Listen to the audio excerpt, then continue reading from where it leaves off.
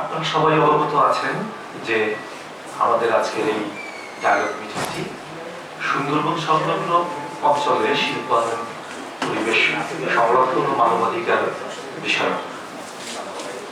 আমরা আশা করব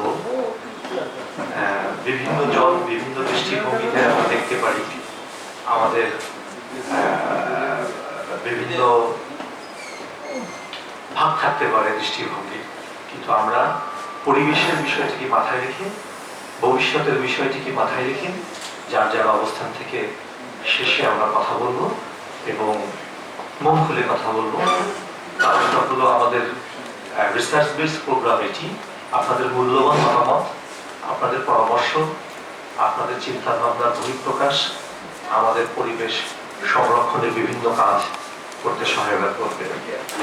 এবং সেই সাথে এই রিপোর্টগুলো আমরা সকলেই জানি বিভিন্ন জায়গায় সাবমিট করা হয়, রাষ্ট্রীয় অথবা বেসরকারিভাবে, সরকারিভাবে, যেখানে অনেক রকমের ইম্প্যাক্ট থাকে ফিউচারের বিভিন্ন কাজে। সেজন্য আমরা দলমত নির্বিশেষে নিজেদের ভবিষ্যতের জন্য, নিজেদের সন্তানের ভবিষ্যতের জন্য, দেশের ভবিষ্যতের জন্য পরিবেশের বিষয়টাকে মাথায় রেখে আমরা আমার একটা কথা বলার আগেই মনে পড়ছে যে মাঝে মাঝেই মনে হয় আমরা কি ভবিষ্যৎকে বন্ধক দিয়ে বর্তমান খাচ্ছি, বর্তমানে উপভোগ করার জন্য কি ভবিষ্যৎ বন্ধক দিয়ে ফেলছি। প্রসঙ্গক্রমে মনে পড়লো যে 2019 সালের মাঝামাঝি সময়ে জার্মানির বন শহরে একটা সম্মেলন হচ্ছিল, জাতিসংঘ জলবায়ু সম্মেলনের প্রস্তুতি মিটিং। সেখানে বিশ্বের প্রায় 25টা দেশের প্রধানরা ছিলেন। সেখানে বাইরে তরুণরা, প্রচুর তরুণ, হাজার হাজার তরুণরা মিলে সম্মেলন চিৎকার করছিল যে এটা করতে হবে, ওটা করতে হবে, অনেক অনেক দাম। তার মধ্যে হঠাৎ করে গ্রেটা থানবার্গ অথবা থুনবার্গ যাই বলি, উনি এলেন, 13 বছরের এক কিশোরী এসে। তখন জার্মানির অ্যাঙ্গেলা মার্কেল সহ সবাই জানলায় দাঁড়িয়ে আছেন। তার সামনে গ্রেটা থুনবার্গ কথা শুরু করলে এভাবে যে তোমরা যারা জানলায় দাঁড়িয়ে আছো নিশ্চয়ই শুনতে পাচ্ছ আমাদের কথা। তোমরা তোমাদের নাতির ভবিষ্যতের কথা ভাবছো না, তোমার নাতির জীবনের কথা ভাবছো না, তাই পৃথিবী ধ্বংস করে যাচ্ছে। কিন্তু আমরা ভাবছি তোমার নাতির ভবিষ্যতের কথা, সেজন্য এখানে দাঁড়িয়েছি। সেইটা নিয়ে কথা, আমরা সুন্দরবন নিয়ে কথা বলছি, যেটা আমাদের এই অঞ্চলে যারা বসবাস করি, খুলনা, বাগেরহাট, সাতক্ষীরা, বরগুনা এই অঞ্চলে এবং পিরোজপুর অঞ্চলে, তাদের কমন ফিউচার, কমন ভবিষ্যৎ, সবার একই ভবিষ্যৎ। আমাদের আগামী 50 বা 100 বছর পর যদি ভাবি, তাহলে আমাদের ভবিষ্যৎ যে ঝুঁকি আসছে আমাদের সামনে, সেই ঝুঁকির সামনে বুক পেতে দাঁড়ানোর জন্য ওই একটা বন আছে যেটা আমাদেরকে সাইক্লোন এবং জলোচ্ছ্বাস থেকে নিয়মিত রক্ষা করে যায়, নিয়মিত বুক পেতে দেয়। সেই সুন্দরবনের কথা বলছি। আমাদের এখানে সুন্দরবনের চারপাশে 1999 সালে সরকার ঘোষণা করে এটাকে একটা ইসিএ বা ইকোলজিক্যালি ক্রিটিক্যাল এরিয়া, মানে বাংলায় বলি আমরা প্রতিবেদগত বিপদাপন্ন এলাকা, সেটা ঘোষণা করা হয়। এবং এই 10 কিলোমিটার এলাকা যেটা রয়েছে, সেই এলাকার মধ্যে এই ইসিএ যে রুল রয়েছে, সেখানে 2016 সালে একটা রুল করা হয়। সেখানে কত কিছু কি কি করা যাবে না তার একটা বিধান করা হয়। এবং এই বিধান অনুসারে এটা একটা খুবই স্পর্শকাতর এলাকা। কিন্তু আমরা দেখতে পাচ্ছি যে সুন্দরবনে গত মোটামুটি 10 বছরে অনেকগুলো শিল্প কারখানা তৈরি হয়েছে, যার মধ্যে অন্যতম হচ্ছে যে এখানে ইটের ভাটা তৈরি হয়েছে 32টি। এই বাগেরহাট, খুলনা এবং সাতক্ষীরার এই ইসিএর 10 কিলোমিটারের মধ্যে। এখানে সিমেন্ট ফ্যাক্টরি আগে ছিল 3টি, পরে আরো 6টি, মোট 9টি সিমেন্ট ফ্যাক্টরি হয়েছে। এখানে ডিস্যালিনাইজেশন প্ল্যান্ট হয়েছে 6টি, ফুড প্রসেসিং ফ্যাক্টরি হয়েছে 14টি, এলপিজি বোটলিং প্ল্যান্ট হয়েছে 23টি, অয়েল রিফাইনারি এবং অয়েল স্টোরেজ হয়েছে 3টি, রাইস মিল হয়েছে 53টি, সমিল আছে, হয়েছে না, রাইস মিল সমিল এটা আছে 53টি রাইস মিল এবং সমিল আছে 29টি। শিপ ব্রেকিং এয়ার্ড করার জন্য প্রস্তাব আছে 3টি, অন্যান্য নানান রকম ফ্যাক্টরি আছে মোটামুটি 9টি। এরকম মোট বাংলাদেশের যে আমাদের যে পরিবেশ অধিদপ্তর হিসেব অনুযায়ী এখানে মোট ফ্যাক্টরি মিল ফ্যাক্টরির সংখ্যা 190টি, আর সেখানে 149টি চলছে। আর যেখানে ইন্ডিপেন্ডেন্ট যারা স্বাধীনভাবে গবেষণা করেন তারা বলছেন যে এখানে 320টি। তো আমি 320টি জাস্ট উল্লেখ করলাম, নিচ্ছি না, কিন্তু পরিবেশ অধিদপ্তরের হিসাব অনুযায়ী 190টি আছে। এখন এই পরিবেশ অধিদপ্তরের রিপোর্টই বলছে এর মধ্যে 32টি ভয়ঙ্করভাবেই পরিবেশের জন্য ক্ষতিকর, অর্থাৎ লাল তালিকাভুক্ত। আমাদের এখানে সরকারি আমাদের যে আইন আছে, পরিবেশ সংরক্ষণ আইন 1995, যেটা অনেকবার অ্যামেন্ডমেন্ট হয়েছে, তাতে আমাদের এখানে 3 ধরনের মোট শিল্প কারখানা আছে, লাল, কমলা এবং সবুজ। তো এই যে লাল শ্রেণী আছে তার মধ্যে এখানে 32টা, যার মধ্যে cement factory, LPG plant, oil refinery, brick kiln, shipyard, tobacco, automobile, rice mill, sawmill এবং রিপেয়ারিং গ্যারেজ। কিন্তু এর মধ্যে একটা জিনিস বলে রাখা দরকার, সেটা হলো যে 2017 সালের একটা সরকারি গেজেট নোটিফিকেশন দিয়ে এলপিজি প্লান্টকে লাল থেকে সবুজে নিয়ে আসা হয়েছে। এই হলো গিয়ে মোটামুটি ভাবে যে শিল্প কারখানা হয়েছে তা।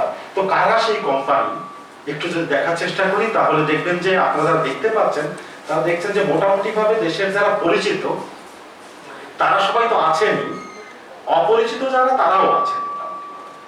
তো পরিচিতের মধ্যে বড়দের আছেন Bashundhara, Beximco, energy pack, Mobil, আকিস গ্রুপ আছে, এসালম গ্রুপ আছেন, ইউনাইটেড গ্রুপ, এরকম এগুলো আছে। কিন্তু এর বাইরে অনেকগুলো আছে তাদের নামই আমরা মানে সচরাচর শুনি না। নিশ্চয়ই অনেক বড় বড় কোম্পানি, কিন্তু আমরা শুনি না। সেরকম আমরা 35টা কোম্পানি আমরা দেখেছি যে এরকম 35টা কোম্পানি এখানে জড়িত। এর মধ্যে এইটা হচ্ছে আমাদের ওমেরার একটা এলপিজি প্ল্যান্ট, যেটা 10 কিলোমিটার না 3 কিলোমিটারের মধ্যে, এবং এটা জাস্ট দাকপের ওই নদীর পাড়ে, একদম নদীর পাড়ের দিকে এটা করা হয়েছে। কিন্তু এতগুলো কোম্পানির মধ্যে আমরা কেন বাদ যাবো এনজিওরা, সেটাও একটা ব্যাপার। তো ফলে একটা এনজিও আমরা যাদেরকে টিএমএসএস নামে চিনি, ঠ্যাঙ্গামারা মহিলা সবুজ সংঘ, তারাও একটা এলপিজি প্ল্যান্ট করার জন্য জায়গা নিয়েছেন চিলা ইউনিয়নে, একদম সুন্দরভাবে অপরপারেই, এবং তারা ওখানে একটা এলপিজি প্ল্যান্ট করবেন। সরকার পরিবেশ অধিদপ্তর অনুমতি দেয়নি এরকম 6টাকে। তখন তারা একটা কোর্টে চলে যান, সুপ্রিম কোর্টে একটা মামলা করেন, এবং মামলা করে তারা বলেন যে অন্যদের যেহেতু দেওয়া হয়েছে অনুমোদন, তাহলে আমাদেরও দিতে হবে। এবং আমাদের এটা 1 বছর আগে সরকার সবুজ শ্রেণী করে দিয়েছে, সুতরাং কেন ওটা অনুমোদন দেবে? সুতরাং সুপ্রিম কোর্ট তাদেরকে সরকারকে অর্ডার দেয় যে এই 6টি এলপিজি প্ল্যান্টের অনুমোদন দিতে হবে। তো তারা 2018 সালে পেয়ে যান এবং তারা কাজ করছেন তৈরি করে। কিন্তু এর পেছনে একটু কথা বলে আসা দরকার পুরনো দিন দিয়ে। কারণটা হচ্ছে যে আমরা যখনই একটা ধারাবাহিক কিছু বলতে শুরু করি তখন কিছু সমস্যা তৈরি হয়। আমরা যখন 1949 সালে ওখানে মংলা পোর্ট করলাম, তখনই কিন্তু ভাগ্য নির্ধারিত হয়ে গেছে যে এখানে কি হবে। তো সেই যে আমার যে পূর্বপুরুষ তখন তরুণ, কিংবা যে পূর্বপুরুষ তখন যুবক ছিলেন, তখন এটা তিনি প্রতিবাদ করেননি যে এটা তো সেই 1949 সালে কিন্তু এটা পুরোপুরি সুন্দরবন, তখন প্রতিবাদ করেননি। আজকে তার জন্য আমরা ভুগছি, আজকে আমরা কথা বলছি যে এখানে এটা হচ্ছে ওটা হচ্ছে, কিন্তু ওই পেছনের যে পাপ করে এসেছি সেই পাপের একটু প্রায়শ্চিত্ত করতেই। তো এটা কতটুকু সরানো যেত সেটা নিয়ে এখন বিতর্ক হতে পারে, কিন্তু সে বিতর্কে কোনো লাভ নেই যেহেতু আমরা করে ফেলেছি। তো এইখান থেকে শুরু হয়েছে, এবং এই শুরু হওয়ার পরে এখন আমরা দেখতে পাচ্ছি যে আস্তে আস্তে আমাদের মংলা বন্দরের অ্যাঙ্করেজ সরতে সরতে হারবাড়িয়ায় গিয়ে পৌঁছেছে।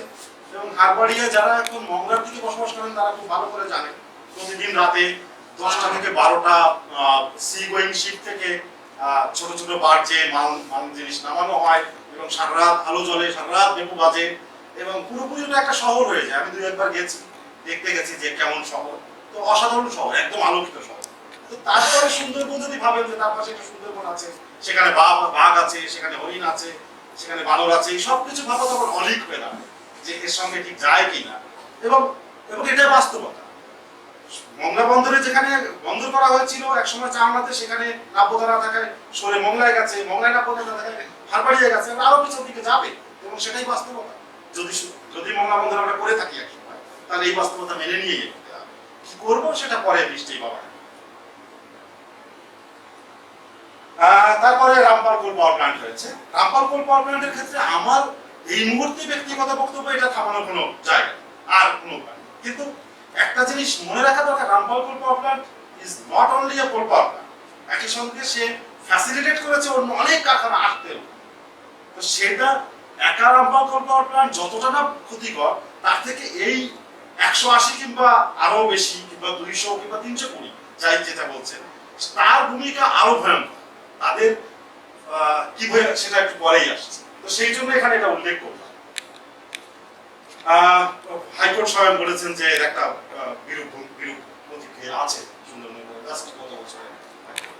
তো এবার দেখি যে একটা বিরূপ প্রতিক্রিয়া একটা জায়গা, সেটা হচ্ছে যে 1990 সালে মংলা রিভারে একটা পেট্রোলের জাহাজ ডুবে যায় 150 টন। 1992 সালে একটা ডুবে যায় পশুর রিভারে 110 টন। 94 সালে পশুর রিভারে লুব্রিক্যান্ট নিয়ে 197 টন। 99 সালে সারা রিভারে ডিজেল নিয়ে 352 টন। 2001 সালে পশুর রিভারে ডিজেল নিয়ে 232 টন। এ হচ্ছে 1-2-3 বছর পরে হচ্ছে। 2001 সালে হওয়ার পরে 2014 সালে ফানেস অয়েল নিয়ে 357 টন ডুবে গেল। তারপর 2015 সালে পটাশিয়াম নিয়ে ডুবে গেল 500 টন। 15 সালে পশু রিভারে কয়লা নিয়ে ডুবে গেল 500 টন। 16 সালে কয়লা নিয়ে ডুবে গেল 535 টন। 17 সালে হারবারিয়া জেনারেল ডুবে গেল সিমেন্ট নিয়ে 825 টন। 18 সালে পশু রিভারে ডুবে গেল কয়লা নিয়ে 715 টন। তো তারপরে গতিটা দেখুন যে কিভাবে বাড়ছে। সারপ্রাইজিংলি খুবই অবাক করা ঘটনা যে 1990, 93 এবং 94 সালে কোন কোন জাহাজ ডুবে গিয়েছিল তার মালিককে এটা সেই সময় ফরেস্ট ডিপার্টমেন্ট এবং মংলা পোর্ট অথরিটি বের করতে পারে, ফলে কাউকে দায়ীও করতে পারে। এর মধ্যে ঘটনা ঘটেছে আমাদের সুন্দরবন হয়ে গেছে আমাদের ভারত এবং বাংলাদেশের মধ্যকার যে ট্রান্সশিপমেন্ট তার একটা চ্যানেল, এবং সেটা ঢুকেছে কৈখালির ওখান থেকে সাতক্ষীরা এবং এসে বেরিয়েছে আমাদের চালনা কোনা থেকে। মোটামুটি একটা বড় রাস্তা তারা সুন্দরবনের মধ্যে থেকে আসে। এরই মধ্যে গত 3 বছরে 9টা জাহাজ ডুবে গেছে হুগলি নদীতে সুন্দরবনে ঢোকার আগে, এবং এই বছর ডুবেছে 5টা। আর তাতে প্রায় 3500 টন ফ্লাই অ্যাশ করেছে, এবং ওখানকার ফিশারম্যানরা তাদের জাতীয় পরিবেশ আদালতে মামলা করেছে, এবং পরিবেশ আদালত এখন একটা তদন্ত করছে, তদন্তের অর্ডার দিয়েছে এবং তদন্ত করছে। তো এ হলো গিয়ে পুরো বাণিজ্যিক ক্রিয়ার একটা দিক। এবার রিভার পলিউশন তো হবেই। আমরা গত 2019 এবং 20 সালের দুটো রিপোর্ট থেকে দেখতে পাচ্ছি যে মোটামুটি ভাবে suspended oil, copper, chromium, nickel এই ধরনের জিনিসগুলো সুন্দরবনের সেফ লেভেলের থেকে বেশ অনেকটা আছে। সেডিমেন্টে 21 মিলিগ্রাম পার লিটার বলছে একটা, 20 মিলিগ্রাম পার লিটার বলছে একটা, 21 মিলিগ্রাম আর 68 মিলিগ্রাম বলছে। খুব ভয়ঙ্কর লেভেলে যারা মংলায় আছেন তারা গত কিছুদিন আগে একবার উল্লেখ করেছিলেন যে যেখানে সেখানে ড্রেজিং হচ্ছে, এবং এই ড্রেজিং এর ফলে যে নদী ভাঙন তৈরি হচ্ছে সেটা অনেক মানুষকে উদ্বাস্ত করে দিচ্ছে তাকপ এবং মংলার দুই পাড়ে। অনেকগুলো রিপোর্ট এসছে যে পশুর নদীতে এখন পর্যাপ্ত পরিমাণ ইলিশ পাওয়া যাচ্ছে না, এবং অন্য মাছও খুব কমে গেছে। অনেক কারণ থাকতে পারে, একটা কারণ হতে পারে এরকম যে রিভারের পলিউশন হচ্ছে, এবং পলিউশনের কারণে সেখানে মাছের পরিমাণ কমে গেছে, কারণ মাছ খুব সেন্সিটিভ প্রাণী এমনিতে। একটা ওয়েটল্যান্ড হিসেবে এই অঞ্চল যদি ভাবি তাহলে এটা একটা ভয়ঙ্কর দিক তৈরি হয়েছে অনেক শিল্প কারখানা তৈরি হওয়ার কারণে। আমাদের এখানে উপরের পানি যে ঢলের পানি এবং বৃষ্টি পানি যে আসে, এই পানিটা নেমে যায় আমাদের উপর থেকে, আমাদের জমির উপর থেকে। এই পানিটা কোন দিক দিয়ে যাবে তা চিন্তা না করেই আমরা অনেক খাল এবং নদী এবং জলাভূমি বন্ধ করে দিয়ে আমরা শিল্প কারখানা তুলে দিয়েছি, এবং কোনো একটা মাস্টার প্ল্যান বা কিছু একটা না করেই আমরা আগে থেকেই যদি শিল্পায়নের পরিকল্পনা করি তাহলে যা হওয়ার সেই রকম একটা দিকে এগোচ্ছে। এর মধ্যে এশিয়ান ওয়াটার আউটলুক বেরিয়েছে একটা 2019 সালে। তারা মার্ক করেছে যে পৃথিবীতে এই এশিয়াতে 48টা দেশের মধ্যে বাংলাদেশের নদী সব থেকে দূষিত, এবং পৃথিবীতে 180টা দেশের মধ্যে বাংলাদেশের এনভায়রনমেন্টাল রেগুলেশন এটা 162 নাম্বার। আর পৃথিবীর ওয়াটার কোয়ালিটি ইন্ডেক্সের ক্ষেত্রে আমরা 180-র মধ্যে 124 নাম্বার। এটা 2020 সালে বেরোনো রিপোর্ট, সেপ্টেম্বর মাসে বেরোনো রিপোর্ট, ইয়েল ইউনিভার্সিটির একটা প্রতিবেদন। সমস্ত নষ্টের গোড়া হচ্ছে মংলা বন্দর, যা বোঝা গেল এখন। এবং এটা নিয়ে আমরা বহু সময় আলোচনা করেছি। পৃথিবীর সবচেয়ে বৃহত্তম ম্যানগ্রোভ বনাঞ্চলের 1 থেকে 100 কিলোমিটার ভিতরে এসে তাকে ফুড়িয়ে এনে আর কি, তার ভিতর দিয়ে এসে একটা বন্দর তৈরি করা, এটা কতটুকু যুক্তিসঙ্গত ছিল, এই প্রসঙ্গটা এখন এসেছে। এই প্রসঙ্গটা 1950-51 সালে এই কথাটা আসেনি এই কারণে আমরা যদি একটুখানি পিছনে ফিরি তাহলে বুঝতে পারবো এটা কিন্তু কোনো বন্দর ছিল না, ইট ওয়াজ নেভার এ পোর্ট। এটাকে এখনো বলা হয় চালনা অ্যাঙ্করেজ। এটার কারণটা হচ্ছিল এই যে আপনারা হয়তো বা খেয়াল করতে পারবেন, সেকেন্ড ওয়ার্ল্ড ওয়ারের পরে তখন কোরিয়ান নিয়ে একটা যুদ্ধ হয়েছিল এবং কোরিয়ান বুম বলি আমরা এটাকে। এই কোরিয়ান বুমে তখন প্রচন্ড ভাবে পাটের চাহিদা বেড়ে যায়। ব্রিটিশ আমল থেকে আমাদের খুলনা অঞ্চল, এটা যদিও পাটের কোনো অঞ্চল না, এখানে কোনো পাট উৎপাদিত হয় না, কিন্তু এটা পাটের বাণিজ্যের একটা ট্রানজিট পয়েন্ট। এই দৌলতপুর খালিশপুর বেলটা, এটা একেবারে ব্রিটিশ আমল থেকে এখান থেকে কলকাতাতে পাট যেত। পাকিস্তান হয়ে যাওয়ার পরে তখন ডান্ডিতে পাট রপ্তানি করার জন্য এই চালনা অ্যাঙ্করেজ, এখন যেখানে মংলা তার থেকে 12 কিলোমিটার আরো উজানে এসে চালনা অ্যাঙ্করেজ করা হয়। এবং সেই অ্যাঙ্করেজটা এই জন্য করা হয়েছিল যে কাঁচা পাটের বেলগুলো যেন পাঠানো যায়, এটা ছিল চিন্তা এবং উদ্দেশ্য। এবং এটা যে পার্মানেন্টলি একটা, এবং আপনারা জানেন যে বাংলাদেশ হওয়ার পরেও এই পোর্টটা খুব একটা উন্নত পোর্ট ছিল না, এটা জাস্ট একটা কি দুটো জাহাজ ঘুরতে পারতো এরকম একটা প্ল্যাটফর্ম মতো তৈরি করে দেওয়া ছিল। কিন্তু পরবর্তীতে আমরা যখন আমাদের দেশে চট্টগ্রামের লোড যখন বেড়ে যাওয়ার পরে তখন চালনা বন্দর পরবর্তীতে এটা মংলা বন্দরে রূপান্তরিত হয়, অর্থাৎ আরো ভাটিতে চলে যায়। মংলায় যখন এই বন্দরটি স্থাপিত হলো তখন এটাকে আরো বেশি চলমান করার জন্য এটাকে একটা পূর্ণাঙ্গ পোর্টে রূপান্তরিত করা হয়। এবং অর্থনীতির নিয়ম হচ্ছে এই পোর্টকে কেন্দ্র করে কিন্তু ইন্ডাস্ট্রি রয়েছে পৃথিবীর প্রায় সব জায়গাতেই। কারণ এটাকে ইন্ডাস্ট্রিয়াল সেন্ট্রালাইজেশন বলা হয়। ইন্ডাস্ট্রিয়াল সেন্ট্রালাইজেশনের একটা অন্যতম শর্ত হচ্ছে এই যে ইনপুট অ্যান্ড আউটপুট দুইটার যদি ওয়েল কানেক্টিভিটি থাকে তাহলে সেই জায়গাতে ইন্ডাস্ট্রি হয়। অর্থাৎ কাঁচামালটা আমার আনাটা সহজ এবং প্রোডাক্টটা পৌঁছে দেওয়া যদি সহজ হয় যে জায়গাটাতে, সেই জায়গাকে ঘিরেই কিন্তু পোর্ট বা ইন্ডাস্ট্রি হয়। খালিশপুর ইন্ডাস্ট্রি হওয়ার কোনো জুট ইন্ডাস্ট্রি হওয়ার কোনো কারণই ছিল না, শুধুমাত্র এই যেহেতু পোর্ট আছে বলে খালিশপুরে জুট ইন্ডাস্ট্রি রয়েছে। এগুলো কিন্তু অন্যান্য কথা। তারপর থেকে ভালোই ছিল, এই পর্যন্ত যদি ইন্ডাস্ট্রি হতো কোনো খারাপ ছিল না। গোলমাল শুরু হয়ে গেল যখন একেবারে সুন্দরবন ঘেঁষা এই পোর্ট এবং এই পোর্ট ঘেঁষা যখন এসএমই তারপরে হেভি ইন্ডাস্ট্রি হওয়া শুরু হয়ে যায়, তখন থেকে কিন্তু গোলমালটা শুরু হয়ে যায়। তখন চলে আসে এটা সাস্টেনেবল কিনা, তখন চলে আসে এটা এনভায়রনমেন্টাল ফ্রেন্ডলি কিনা, তখন চলে আসে যে এটা জীবন এবং জীবিকার জন্য ভালো কিনা ইত্যাদি নানা রকমের কমপ্লেক্সিটি অ্যারাইজ করে এবং নানা ধরনের দ্বন্দ্ব সৃষ্টি হয়ে যায়, জীবন এবং জীবিকার মধ্যে দ্বন্দ্ব সৃষ্টি হয়ে যায়। এবং এক সময় আমরা একটু আগে শুনলাম যে আমাদের মেহেদি বললেন যে আমাদের এখানে খাদ্য এখন ঠিক ইয়ে না ঘাটতিতে যাচ্ছে। খাদ্য ঘাটতি চিরকালই এলাকা এটা বোঝা দরকার যে এখানে কিন্তু খাদ্য উপযুক্ত এলাকা না আমাদের এটা কিন্তু খাদ্য ঘাটতি এলাকা। এবং গৌরাঙ্গ নন্দীতে এর উপর অনেক বেশি গবেষণা করেছে। আমাদের এই দক্ষিণাঞ্চলে যখন অষ্টমাসী বাঁধ তৈরি হতো সেই সময় কিন্তু অষ্টমাসী বাঁধটা তৈরি করাই হতো একবার একটু খাদ্য উৎপাদন করার, এবং যে সময় বৃষ্টি পানিটা আধারটাকে ধরে রেখে এটাকে করা হতো। সেটা খুব বড় কথা নয়, সব জায়গায় একই জিনিস সব উৎপাদিত হবে, এটা কোনো বড় কথা নয়। সর্বনাশ শুরু হয়ে গেল আবার এই জমিতে আমি খাদ্য উৎপাদন করবো না চিংড়ি মাছ উৎপাদন করবো। এই যে চায় আসলো নাকি মাছ আসলো, আইনি নিষেধের বাড়ি আবার দুবরিয়াতে। এখন চা না মাছ, অপরচুনিটি কস্ট কোনটায় কেমন, এইটার হিসাব যখন আসলো তখন এইখানেও আবার আসলো যে চিংড়ি মাছটা খাদ্য উৎপাদন। চিংড়ি মাছ করে যখন জমির সর্বনাশ হয়ে গেল, নদীর সর্বনাশ হয়ে গেল, তারপর আমরা বললাম যে এটা একটা ভুল হয়ে গেছে। এইরকমেরই ঘটনা সব হচ্ছে।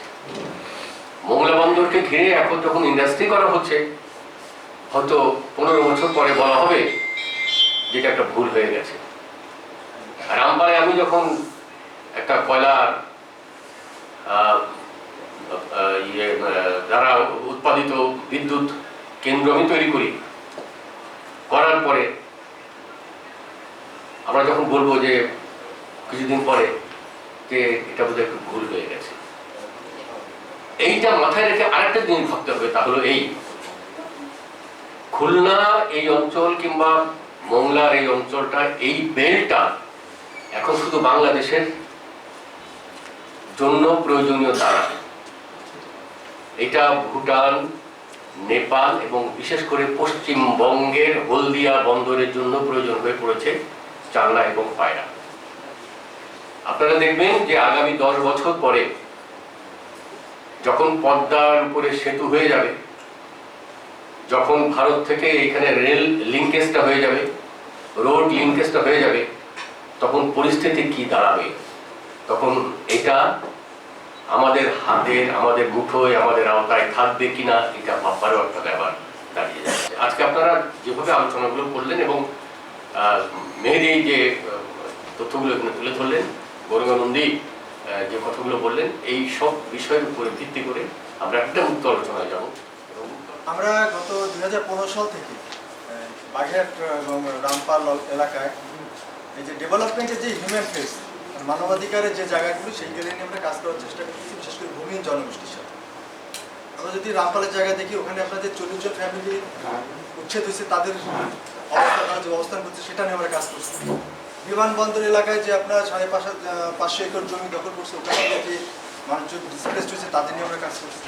এবং আমরা স্পেশালি একটা কেস নিয়ে কাজ করতে গেছি, যেখানে আপনার হিউম্যান রাইটস ভায়োলেশন হচ্ছে, পরিবেশ ভায়োলেশন এবং শিল্পায়নের যে উদ্যোগগুলি সরকারি রয়েছে সেগুলিকে পুরোপুরি তোয়াক্কা করা হচ্ছে।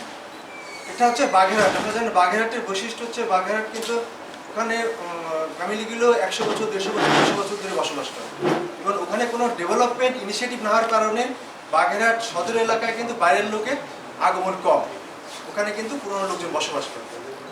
কিন্তু ইদানিং একটা প্রবণতা লক্ষ্য করা গেছে যে শিল্পায়নের নামে মোংলা এবং অন্য জায়গায় বিদ্যুৎ এবং যোগাযোগের অবস্থার উন্নতির কারণে এখন সব জায়গায় জমির প্রয়োজন দেখা দিয়েছে। আমি যে জায়গার কথা বলবো সেটা হচ্ছে বাগেরহাট সদরের চাপাতলা, যাত্রাপুরের চাপাতলা নামক একটা গ্রাম, যেটা একদম একটা হিন্দু বসতি এলাকা, এবং ওখানে বলা যায় ইকোলজিক্যালি খুবই সেন্সিটিভ এলাকা, এবং ওখানে লোকজন সেই ইকোলজি নিয়ে বসবাস করে।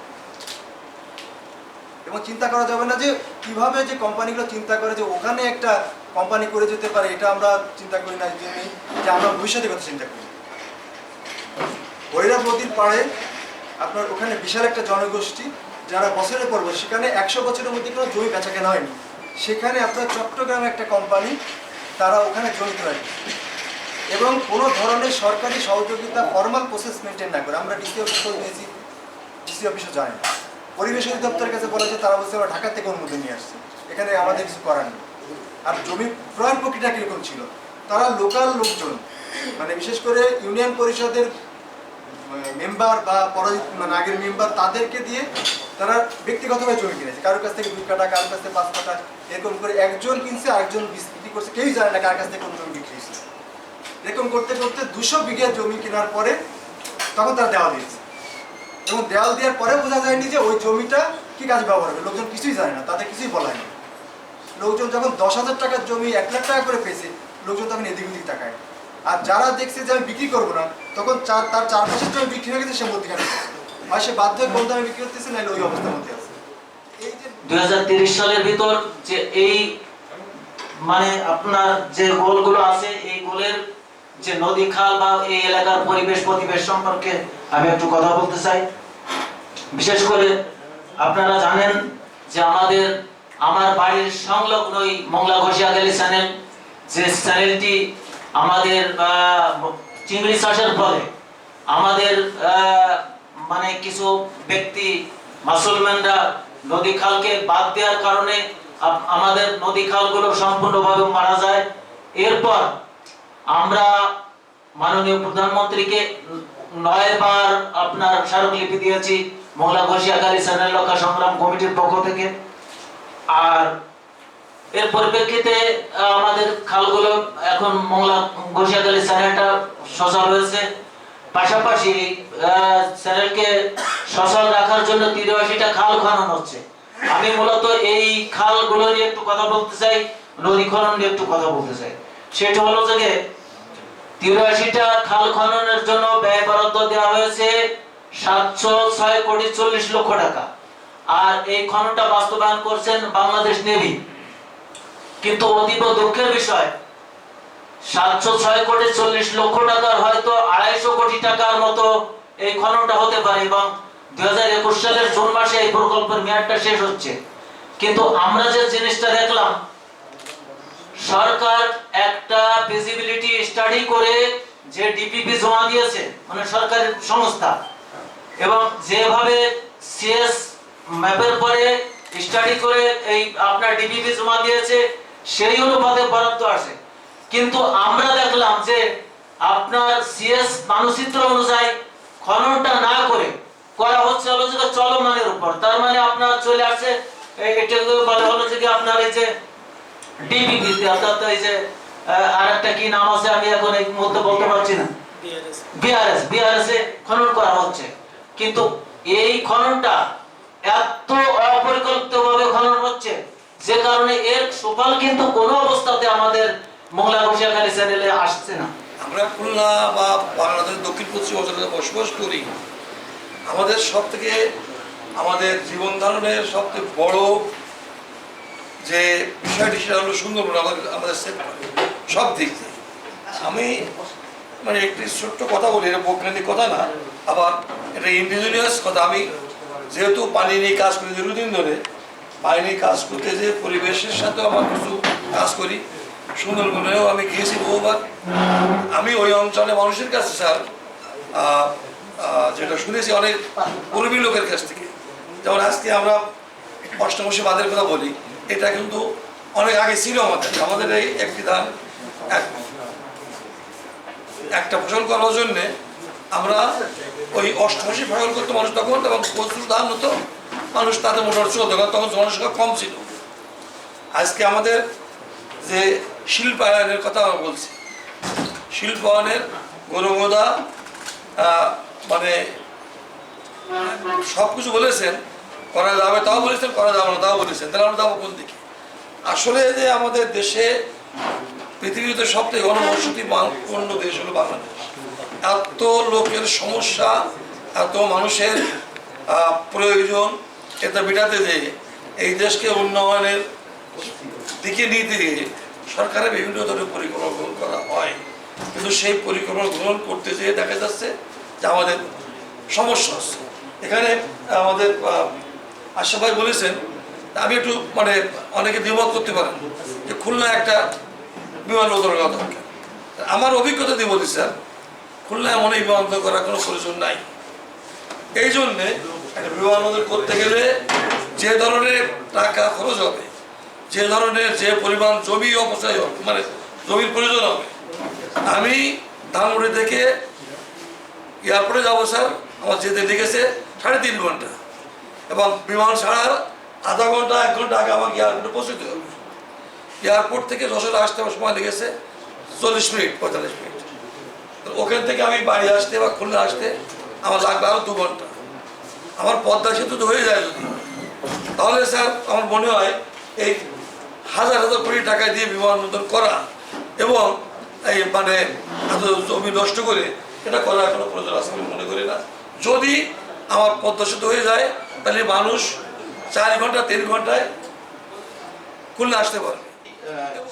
সেক্ষেত্রে সেদিকে 3টা পর্যটন কেন্দ্র হচ্ছে।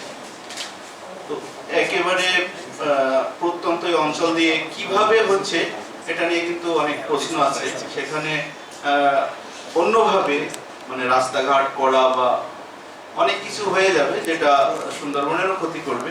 অলরেডি সুন্দরবনকে 3 কিলো উজানে, মাত্র 3 কিলোমিটার উজানে ভদ্রা নদীর উপর একটা ব্রিজ হয়েছে, কালীনগর ব্রিজ, যেটাতে পরিবেশগত কোনো রকম সমীক্ষাই সেখানে হয়নি এবং তার ফলে কিন্তু অলরেডি সুন্দরবন থেকে মাত্র 3 কিলো উজানে ওখানে কিন্তু আগের চেয়ে অনেক বেশি পরিমাণে পলি জমাশু রয়েছে এবং নদীর পথ গতিপথও একটা পরিবর্তন হওয়ার দিকে। এবং এটা যদি এরকম যদি হতে থাকে, মানে বিভিন্ন ধরনের অবকাঠামোগত উন্নয়ন যদি হতে থাকে, তাহলে মনে হয় সেটা ক্ষতি হবে। এগুলো নিয়ে আরো একটু ভাবা দরকার। আমাদের যারা গণমাধ্যম কর্মী আছেন তাদেরও একটু লেখালেখি করা দরকার। এটুকু বলা ছিল। ধন্যবাদ। সুন্দরবন সংলগ্ন অঞ্চলে যেহেতু বসবাস, সেখানে শিল্পায়ন হচ্ছে, পরিবেশের ক্ষতি হচ্ছে, সংরক্ষণ হচ্ছে না, মানবাধিকার লঙ্ঘন হচ্ছে। এখন স্যার আমাদের এত মোংলা বন্দরটা তো হয়েছিল এই পাটকে কেন্দ্র করে, যে কারণে ওই সময় তো আর বেশি একটা ক্ষতি হতো না আর কি। এখন তার সেই জায়গায় নাই। এখন মোংলা বন্দর সেটি সুন্দরবনের মধ্যে দিয়ে আসে, চ্যানেল হলো পশুর নদী। পশুর নদীকে বলা হয় সুন্দরবনের প্রাণ। আর এই মোংলা বন্দরকে ঘিরে যে ইন্ডাস্ট্রিগুলো হচ্ছে সেটি মারাত্মক বিপর্যয় বয়ে আনতেছে আমাদের পরিবেশ এবং সুন্দরবনের কেন্দ্র করে। বিশেষ করে সুন্দরবনে পশুর নদীতে যদি নদী পথে যাওয়া হয় আর কি, মোংলা বন্দরের যে জেটি বা সেই থেকে রামপাল পর্যন্ত, পাওয়ার প্ল্যান্ট পর্যন্ত, তো ওটি দেখা যায় যে ওখানে যে সিমেন্ট ফ্যাক্টরি, অন্যান্য যে ফ্যাক্টরিগুলো আছে, নদীতে এমন একটা অবস্থা হয় যেন কুয়াশা, শীতকালে কুয়াশায় যেমন গাড়িতে গেলে রাস্তা চেনা যায় না, তো সিমেন্টের এই ফ্লাই অ্যাশ, ক্লিনকার, এইসবে এত পরিমাণে অবস্থা, খুবই খুবই খারাপ অবস্থা। এইগুলো নদীতে পড়ে। আর এই জাহাজ বা অন্যান্য নৌযানের কারণে তো অনেক জাহাজ ঘন ঘন ডুবে, সেটা তো আমরা জানি। সমস্যাগুলো আর উঠানো হয় না, যে জাহাজগুলো ডুবে থাকে। তো কে উঠাবে এটা নিয়ে একটা প্রশ্ন দেখা যায়, যেটি মেহেদী ভাই, আমি শেষ মুহূর্তে এসে টাস্ক ফোর্স গঠনের কথা দেখলাম। এটি আমরা যখন সেনা নদীতে যখন তেলের জাহাজটা ঢুকছিল, তখন আমরা এই কথাটা দাবি জানিয়েছিলাম, কিন্তু সেটা কোনো কাজ হয়নি। বরঞ্চ একটা মোংলা বন্দর একটা স্পিড বোট কিনেছে, সেটার নাম দিয়েছে পশুর ক্লিনার। সেটা স্পিড বোটটার দাম হলো 2 কোটি টাকা। এখন সেটা নিয়ে দুদকের একটা গণশুনানি হয়েছিল, সেখানে এটা নিয়ে দুর্নীতি ছিল এবং ওটি যে কোন কাজ আমি এখনো পর্যন্ত করতে দেখি নাই। আমাদের এখন বলতেই পারি জাতীয় প্রতীক হয়ে গেছে নৌকা। এটা নিয়ে কোনো আফসোস বা দুঃখ নাই, কিন্তু সেই নৌকা চলাচলের জন্য নদী বা জলাশয়কে আমরা কোথাও রাখতেছি না, এমনকি পুকুরও রাখতেছি না। জাতীয় প্রতীকে যে নৌকা যে সইটা আছে, সইটাও নাই এখন নৌকা। হ্যাঁ, সই তো নাই, মানে সই নাই মনে হয় আমার কাছে। এই জন্য মনে হয় আমাদের কারো মাথার উপরই আর ছাতা নাই, যে কারণে নৌকার উপর থেকেও সইটা চলে গেছে। তো সম্প্রতি সরকার একটা খুব ভালো উদ্যোগ নিয়েছিল, বা কাজ চলতেছে, বিভিন্ন জায়গায় নদী খাল খনন হচ্ছে। তো এইটা আমাদের জন্য নিশ্চয়ই আশীর্বাদ স্বরূপ। আমাদের বাগেরহাটের কয়েকটা নদী বা খালের অবস্থা এরকম ছিল, পুরো ভরাট হয়ে গেছিল। এখন সেখান থেকে জোয়ারের পানি, ভাটার পানি একটু চিরচির করে হলেও যাচ্ছে। কিন্তু এই নদীগুলো খনন করতে গিয়ে মাটিটা ফেলা হয়েছে 2 পাড়ে বাঁধ হয়ে গেছে, অর্থাৎ নদীর সাথে প্লাবন ভূমির কোনো সংযোগ নাই। পাশের গ্রামের পানিটা নদীতে আসবে সেটারও কোনো উপায় নাই, নদীর পলিটা পাশে কোথাও যাবে সেটারও কোনো সুযোগ নেই। এবং এটার সাথে আমি একটু সংযোগ করি আমাদের সুন্দরবনের সাথে আমি যতটুকু দেখছি, আমাদের বাগেরহাটের যতগুলো লোকালয়, তার পার্থক্য হচ্ছে ছোট ছোট খাল এবং নদী। আমাদের মোংলা বলি, বৈদ্যবাড়ি বলি, বাগেরহাটের শরণখোলা বলি, মোরেলগঞ্জ বলি, সব নদীর সাথে লোকালয়টা ভাগ হয়েছে। এবং শরণখোলা অংশে যদি আমি বলি, সেখানে মরা ভোলা নামক একটা নদী ছিল। এখন সেখানে কোনো নদীর অস্তিত্ব নাই, পায়ে হেঁটে পার হওয়া যায়। গত 3 বছর আগে তার আগে পরপর 3 বছর প্রত্যেক বছর একবার দুবার 4 বার পর্যন্ত সুন্দরবনে আগুন লাগছে। এবং যে এলাকাটায় আগুন লাগছে আমি কয়েকবার যাওয়ার সুযোগ হয়েছে, আমার নিজ চোখে দেখা, আমি রিপোর্ট করা আমার ছবি আছে, যেখানে আগুন লাগছে ভেতরে গাছ কাটা, একদম একদিন আগে 2 দিন আগে গাছ কেটে ফেলা হয়েছে, শুধু মোথাগুলো আছে, গাছ নাই। তো আগুন লাগছে কেন বলা হচ্ছে যে নানান কারণে পাতার ঘর্ষণ, উত্তপ্ত হয়ে আগুন লাগছে। কিন্তু আমার ওইখানে গিয়ে একটা জিনিস আমার নিজের কাছে উপলব্ধি, সেটা হচ্ছে সম্ভবত 1996-97 সালে ওই অঞ্চলের ওই মরাভোলা নদী খনন হয়েছিল, এবং সেই খননের পরে আমাদের এখনের লোকালয় নদীগুলো খননের যে চিত্র, 2 পাশে মাটি রাখা হচ্ছে, একইভাবে মাটি রাখা হয়েছে। এবং সুন্দরবনের যে বৈশিষ্ট্য, জোয়ারের সময় পানিটায় ডুবে যায়, ভাটার সময় নেমে যায়, সুন্দরবনের ওই অংশে কোথাও জোয়ারের সময় পানি ঢুকতে পারে না। বর্ষা মৌসুমে ভিতরটা পুকুর হয়ে থাকে, পানি ওঠা নামার কোনো সুযোগ নেই। এবং আমি যতদূর জানি সুন্দরবন পূর্ব বন বিভাগ নতুন করে একটা প্রকল্প নিচ্ছে খননের জন্য, এবং এবারের খননেও মাটি ব্যবস্থাপনার কোনো সুযোগ রাখা হয়নি, বা এখন পর্যন্ত তেমন কোনো চিন্তা ভাবনা নেই খননের পরে মাটিগুলো কোথায় রাখা হবে। আমাদের রূপসায়, বিশেষ করে আমার পাশে যে জবাবাই আছে, রূপসা এলাকায় মাছ যে মাছগুলো আমরা করে ওটা শোধন করে পানিটা নদীতে যাবে, এই ট্রিটমেন্ট প্ল্যান্টগুলো করা হয় কিন্তু কার্যকরী হয় না। এটা দেখবে কে? এই দেখার দায়িত্ব কিন্তু সরকারের। এটা কিন্তু পাবলিক যারা আমরা আছি, যারা ভয়েস রেজ করি, তাদের কিন্তু দায়িত্ব না। এলে একটা এই রূপসা নদীতে আজকে যত আপনি এই বড় বাজার, আমি একবার এই যে খুলনার 22 খাল ওই কমিটির আমিও মেম্বার, আমি এখান থেকে যাচ্ছি আর কি, এই 22 খাল নিয়ে দেখা গেল আমাদের অধিকাংশ নদীর পাশে যারা বাড়িঘর আছে, এর যে আউটলেটটা একবার সরাসরি আমি দেখেছি নদীর মধ্যে সংযোগ, অর্থাৎ আমরা যে মলমূত্র ত্যাগ করি সরাসরি নদীতে যাচ্ছে। এর দেখার দায়িত্ব কার? এর দেখার দায়িত্বটা কার? এটাকে ফাইন্ড আউট করা। আজকে এর থেকে আজকে এই যে নদীর পানি দূষণ হয়ে যাচ্ছে, সেখানে মাছ হচ্ছে না, সেই মাছ যা হচ্ছে তা খাচ্ছে, আমরা কি হচ্ছি? আমরা রোগাগ্রস্ত হচ্ছি, আমাদের ক্যান্সার, ডায়াবেটিস, এখন তো বিভিন্ন ধরনের রোগ। আমার এখানে কথায় যা মনে হলো, অনেকের কথায় আমরা মনে হয় 2001-এর সময় ভালো ছিলাম, কারণ সেই সময় এই অঞ্চলের মোংলা বন্দরের উন্নয়ন বন্ধ ছিল, নদী সিল্ড হয়ে যাচ্ছিল, বলেছিল এখানে আর কোনো বন্ধ চলবে না, এই নদী আর খনন করার জন্য আমাদের কোনো ব্যয় ছিল না, অর্থ বরাদ্দ ছিল না। তাহলে নিশ্চয়ই যদি এই নদীটা পুরোটা বন্ধ হয়ে যেত, তাহলে মোংলা বন্দর বন্ধ হয়ে যেত, আমাদের সুন্দরবন বাঁচত। আর যদি তাই না মনে করি, আমরা যদি মনে করি যে আমাদের বাংলাদেশের উন্নয়ন প্রয়োজন আছে, আমাদের উন্নয়নের দরকার আছে, সেই উন্নয়নের স্বার্থে এই অঞ্চলের বিভিন্ন উন্নয়নমূলক কাজগুলি করার প্রয়োজন, সেই ক্ষেত্রে সেই আগে ঠিক আছে। আমরা এখানে প্রতিটি কাজ করতে গেলে আমার কাছে যেটা মনে হয়, প্রত্যেকটা কাজের ভাগ পিছনে ভালো এবং মন্দ দিক থাকে। আমাদের নদীদা তার বক্তব্য বলেছেন, যারা স্পষ্ট করে বলেছেন প্রত্যেকটি জিনিসই দরকার আছে, উন্নয়নও যেমন দরকার আছে, পাশাপাশি খারাপ দিকগুলি আমাদের ফুটে তোলা দরকার এবং সেটা সংশোধন করা দরকার আছে। আমি আমার কথা বলার সুযোগ হয়েছিল তাপবিদ্যুৎ কেন্দ্রে যে বাংলাদেশের প্রতিনিধি হিসেবে কাজ করছেন প্রকৌশলী আফসার উদ্দিন, উনি বাংলাদেশের পক্ষে উনি ছিলেন ভারত বাংলাদেশ মৈত্রী যে আছে আমার ঢাকাতে, ওইখানকার ইন্ডিয়ান একজন, বাংলাদেশি একজন, বাংলাদেশের পক্ষে উনি ছিলেন। ওনার সঙ্গে কথা বলার আমার সুযোগ হয়েছিল। উনি বলেছিলেন যে এইটা তাপবিদ্যুতের সম্পর্কে, তাপবিদ্যুতের যে বিভিন্ন দিক, তখন তাপবিদ্যুৎকে কেন্দ্র করে অনেক সমালোচনা, আলোচনা, আন্দোলনের ঝড় চলছিল। তা আমি ওনাকে বলছিলাম যে আপনি তো আমাকে বুঝায় বলবেন এর ভালো দিকগুলি কি, খারাপ দিকগুলি কি। উনি তখন আমাকে যে কথাগুলি বলেছিলেন আমি তো আপনাদের মাঝে সেটা শেয়ার করি।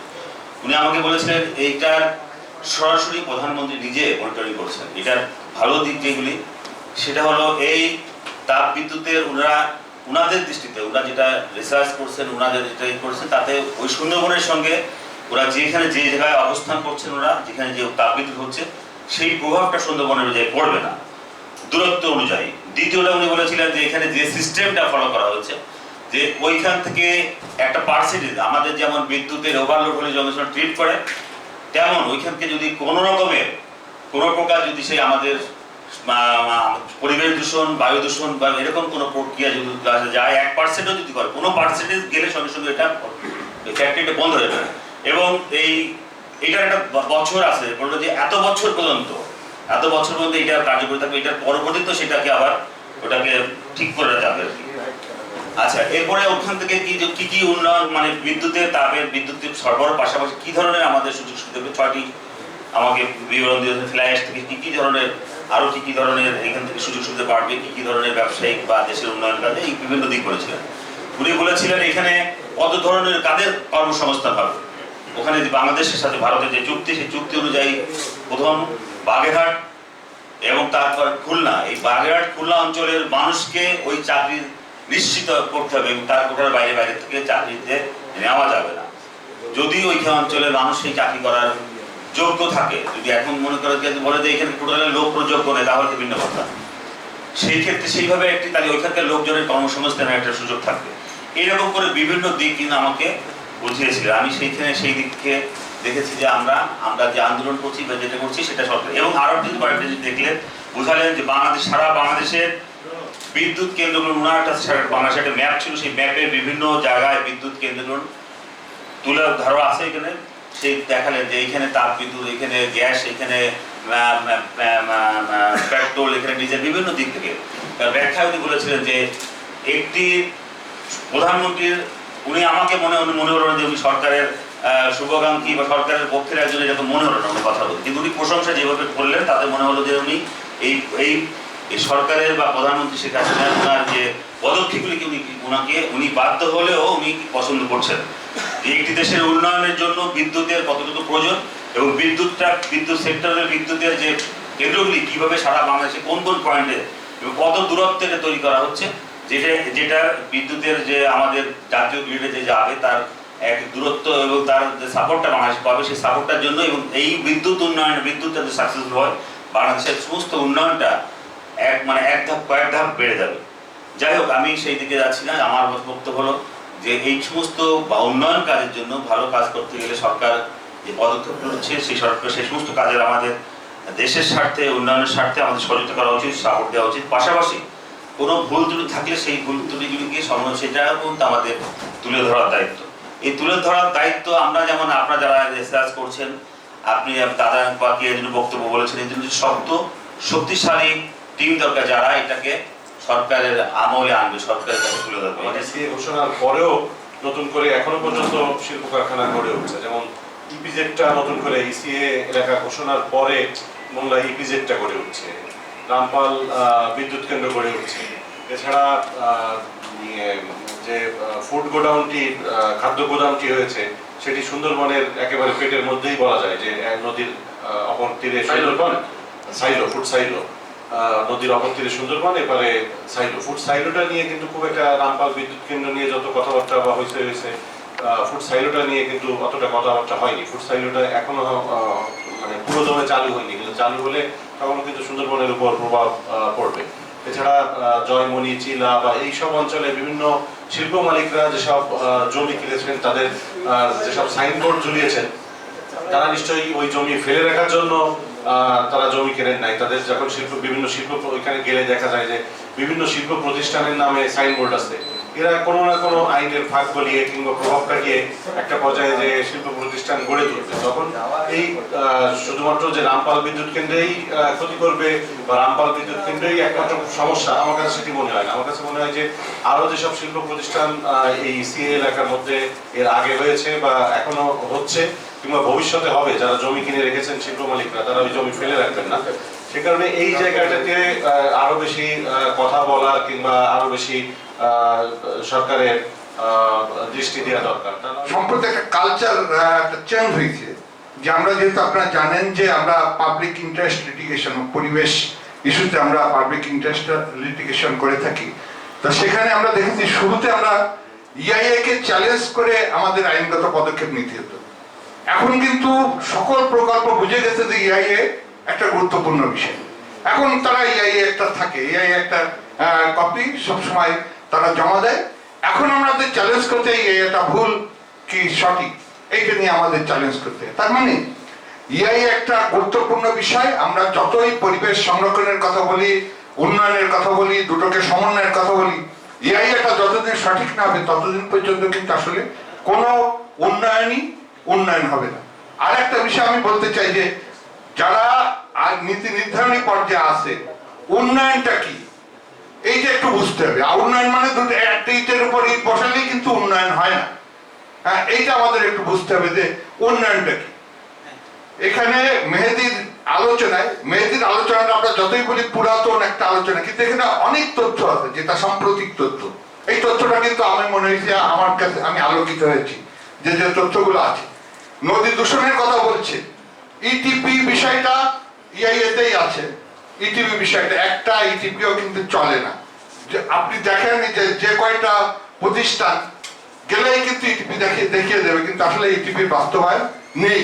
নদী দূষণ হচ্ছে, নদীতে সব চলে যাচ্ছে। সুন্দরবনের রামপাল বলেন আর যাই বলেন 15 কিলোমিটার দূরেও ওই নদীর পানি কিন্তু সুন্দরবনে চলে যাচ্ছে, সুন্দরবনের উপর একটা ইম্প্যাক্ট পড়ছে। এইগুলো একটা বিবেচনার বিষয়।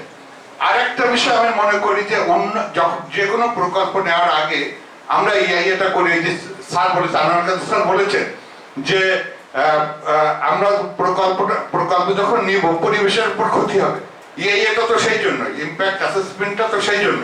এবং অ্যাসেসমেন্ট করার আগে আমাদের সোশ্যাল ইম্প্যাক্ট অ্যাসেসমেন্টের বিষয় আছে, আরো অন্যান্য শর্তগুলো মেনেই কিন্তু অ্যাসেসমেন্ট করতে হয়। এবং আরেকটা হিসাব, এখানে অনেক গবেষক আছেন, আরেকটা হিসাব নেওয়া উচিত যে আমরা কি শুধু ফিনান্সিয়াল বেনিফিটটা দেখবো, আমরা কি ওই এলাকার এনভায়রনমেন্টাল যে বেনিফিটটা আছে বা সোশ্যাল বেনিফিটটা আছে, এইটা হিসাব না করে আমরা কিভাবে করবো এবং কিভাবে এটা বাস্তবায়ন করবো, এইগুলো সব মিলায় কিন্তু আমাদের এখানে অনেক গবেষক আছে। আমরা মনে হয় এই কাজটাও করতে পারি যে কোনো উন্নয়ন প্রকল্প গ্রহণ করার আগে আমাদের ইআইএটা এবং ইআইএর সাথে আমাদের ওখানকার এনভায়রনমেন্টাল বেনিফিট কি, আমাদের ওখানকার সোশ্যাল বেনিফিট কি এবং ফিনান্সিয়াল বেনিফিট কি, কোন যোগ বিয়োগ করলে কোনটায় আমরা লাভবান হবো সেভাবে বিবেচনা করি প্রকল্প গ্রহণ করা উচিত। ধন্যবাদ। ধন্যবাদ। আমরা দুই একজন তখন বলছিলাম যে এটা করা ঠিক হচ্ছে না, বরঞ্চ সরকার অনেক দূর ঘুরে মাত্র 157 কোটি টাকায় যে সুবিধাটা দিতে পারত সেই সুবিধাটা আমাদের 1000 কোটি টাকা খরচ করে কিনে দিতে হয়েছে, কিন্তু কাজের কাজ কিছু হয়নি। লোকজনকে একদম নদী পার হতে হয় হচ্ছে পয়সা দিয়ে। আবার সুন্দরবনকে আন্তর্জাতিকভাবে প্রতিষ্ঠা করারও একটা চেষ্টা হয়েছিল, তখন আমরা কেউ মৃদু স্বরে তার বিরোধিতা করেছিলাম। আমার পরিষ্কার একটা কথা যে 10 মাইলের মধ্যে যে কথাটা ঝুঁকিপূর্ণ এলাকার কথা বলা হয়েছে, এইটা সুপারিশে থাকতে হবে যে এখানে কোনো ধরনের ইন্ডাস্ট্রি হতে পারে না, এমনকি 5 তারকা হোটেল হতে পারে। এটা সুস্পষ্টভাবে করতে হবে। এবং আজকের এখান থেকে আমি আহ্বান জানাবো যে যদি সম্ভব হয় এমন একটি পরিকল্পনা গ্রহণ করা যে 10 কিলোমিটার বা এর সংলগ্ন সুন্দরবন সংলগ্ন যে সমস্ত শিক্ষা প্রতিষ্ঠান আছে, আমাদের অনেকেরই বিগত দিনে ছাত্র রাজনীতি করার অভিজ্ঞতা আছে, খুলনা বিশ্ববিদ্যালয় আছে, একটি আন্দোলনের সূচনা করা এই অঞ্চলের একেবারে কলেজ পর্যায়ের ছাত্রদেরকে যদি বোঝানো যায় যেটি মারাত্মকভাবে একটি ক্ষতির দিকে আমরা যাচ্ছি, তাহলে অবশ্যই একটি জন সমর্থন তৈরি না করতে পারলে ওই ইবসেনের নাটকের মতন গণশত্রুতে পরিণত হতে হবে। আমার মূল বিষয় হচ্ছে আপনার বাড়ির ময়লাটা আপনি কোথায় ফেলেন, মানে আপনার বাড়ি পার হলেই কি আসলে পরিষ্কার রাখা হয়ে গেল? আপনার বাড়ির ড্রেনের মলমূত্রের পাইপটা নদীতে যাচ্ছে, ওটা রক্ষা করার দায়িত্ব কার? তাই না? দ্যাট মিনস হচ্ছে যে কোনো দায়িত্ব শুরু হয় রুট লেভেল থেকে, প্রত্যেকে জায়গা থেকেই সেই দায়িত্বটা পালন করতে হবে। যদি সেটা আমরা না করতে পারি তাহলে আরেকজনকে দোষারোপ করবার আগে সেই জিনিসটা শুধরে আসতে হবে। এবার আসা যায় ডেভেলপমেন্ট এবং ইকোনমি নিয়ে। ডেভেলপমেন্ট এবং ইকোনমি একটু বরাবরই সাংঘর্ষিক অবস্থায় থাকে, কারণ যখন এখানে প্রসঙ্গটা আসে এনভায়রনমেন্ট, তখন ডেফিনেটলি সেখানে সংঘর্ষ তৈরি হবে, এই বিষয়ে কোনো সন্দেহ নেই। কারণ এখানে যাদের ট্র্যাডিশনাল লিভলিহুড আছে সেটা যেমন বিপদগ্রস্ত হবে, পরিবেশ বিপদগ্রস্ত হবে, একই সাথে উন্নয়ন আসবে। উন্নয়ন আসলে এলিয়ান ফোর্সেস গুলো ওখানে চলে আসবে, যেটা আমরা সুন্দরবনে পাশে মংলা বন্দরের ক্ষেত্রে দেখেছি। তো মূল যে জিনিসটা হচ্ছে আমরা সমস্যার কথা অনেক বলি, সমাধান নিয়ে আমরা অনেকেই আসি না। আসুন আমরা কয়েকটা কথাগুলো দেখি। যেমন মনে করি এখানে প্রস্তাবনাতে যেটা বলা হয়েছে যে আমাদের টাস্ক ফোর্স, প্রথম যে জিনিসটা আছে টাস্ক ফোর্স। বাংলাদেশে আসলে মানুষ দুই ভাগে বিভক্ত, সরকারি দল, বিরোধী দল, মানসিকতা তো বিভক্ত। আবার আমরা যখন মহাসমাবেশ ডাকি কোনো আন্দোলনের রাজনৈতিক, দেখি যে সরকারের সেখানে একই সংখ্যক লোকই থাকে, সংখ্যার কিন্তু খুব একটা কম বেশি হয় না, যদি না পুলিশ ফোর্স সেখানে কাজ করে।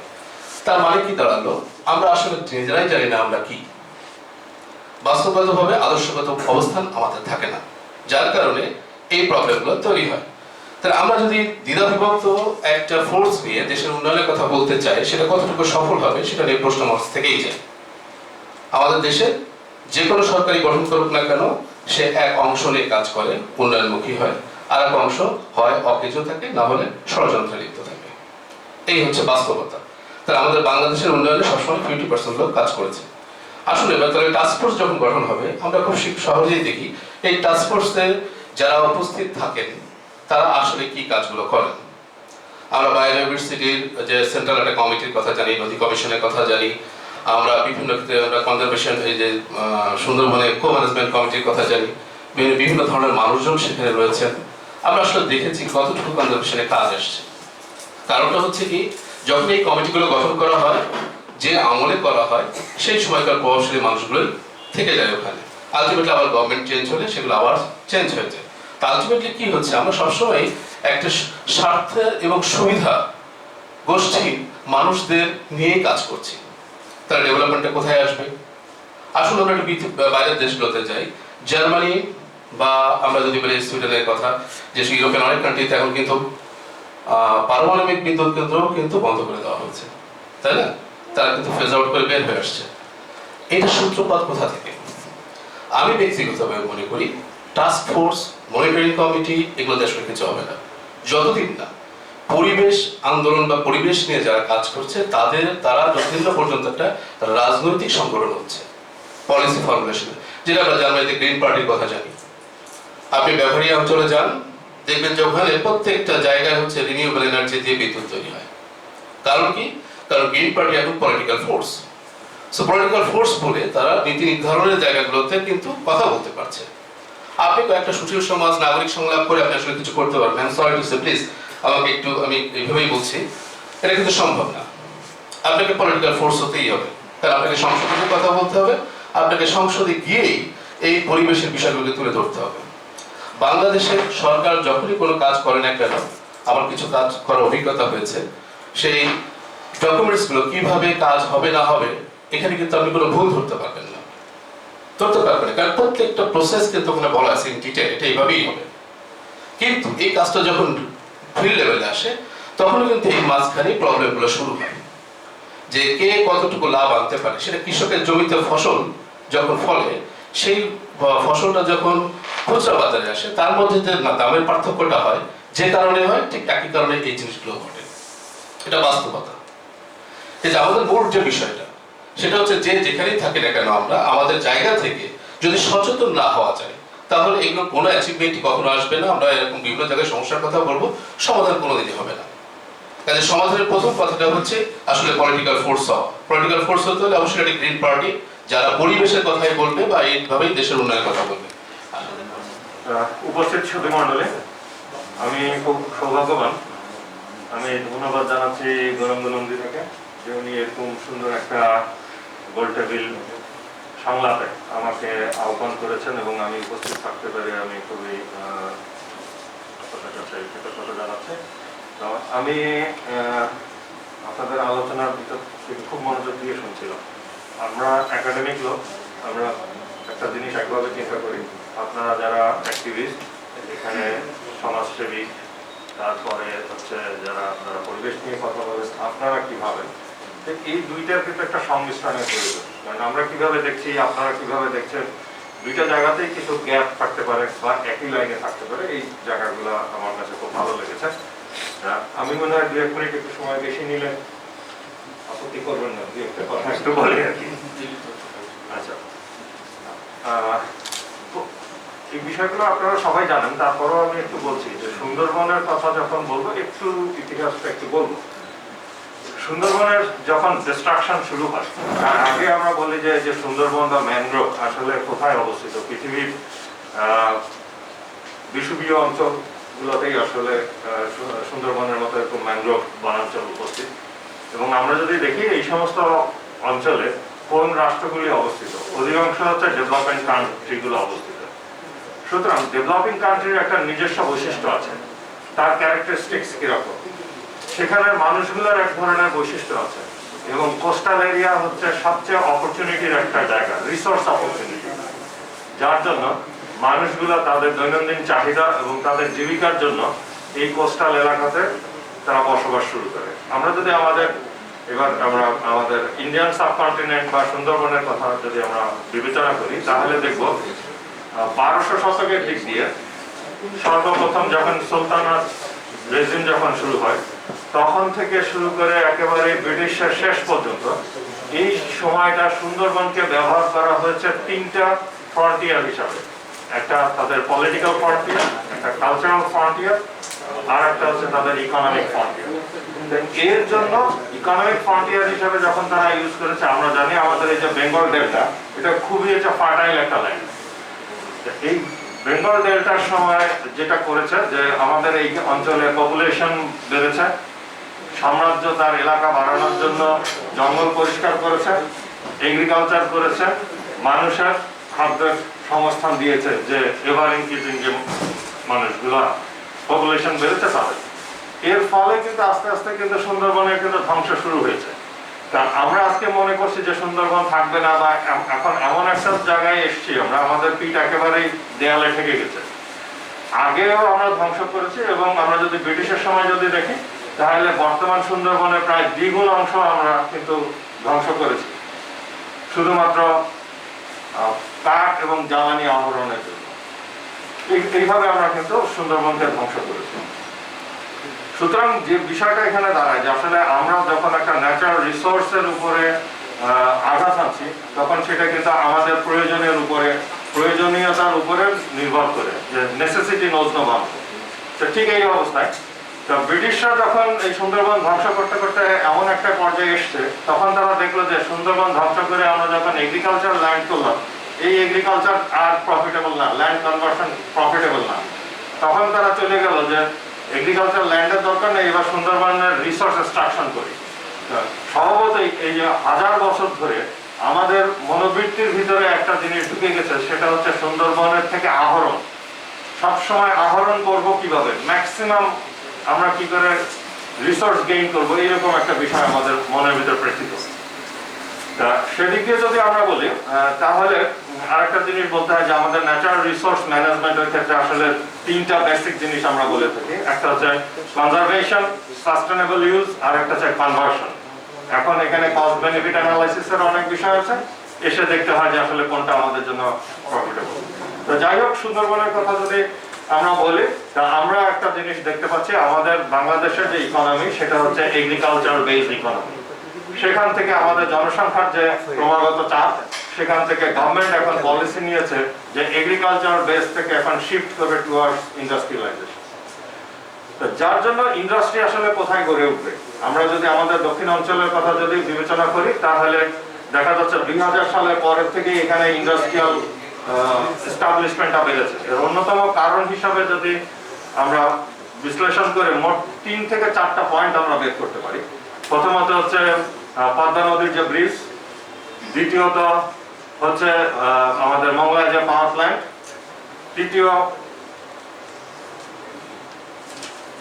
তৃতীয় হচ্ছে আমাদের মংলা পোর্টের যে মডার্নাইজেশন, যে মংলা পোর্ট আগে যা ছিল তার সক্ষমতা আরো বৃদ্ধি, এবং চতুর্থত যে গভর্নমেন্ট ইনভেস্টমেন্ট প্ল্যান, গভর্নমেন্ট কোথায় কোথায় ইনভেস্ট করবে।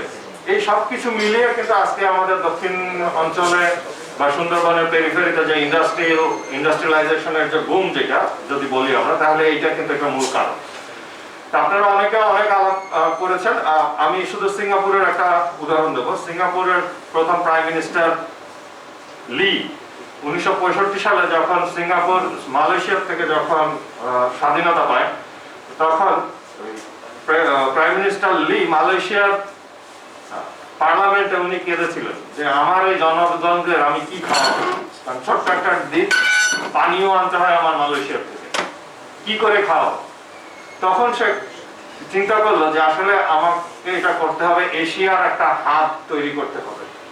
সুতরাং সেখানে সিঙ্গাপুর এসে পোর্ট বেস চলে গেল, এবং যখন এই পোর্ট করতে গেছে তখন কিন্তু এই সিঙ্গাপুর আইল্যান্ডের চারপাশ থেকেই কিন্তু ম্যানগ্রোভ ছিল, সেই ম্যানগ্রোভ কিন্তু সে ডিস্ট্রাকশন করেছে, করে এটা করেছে। আসলে আমাদের প্রয়োজন আসলে আমাদেরকে বুঝাই দেবে যে আমরা কি করবো, এর সাথে আরো অনেক বিষয় জড়িত।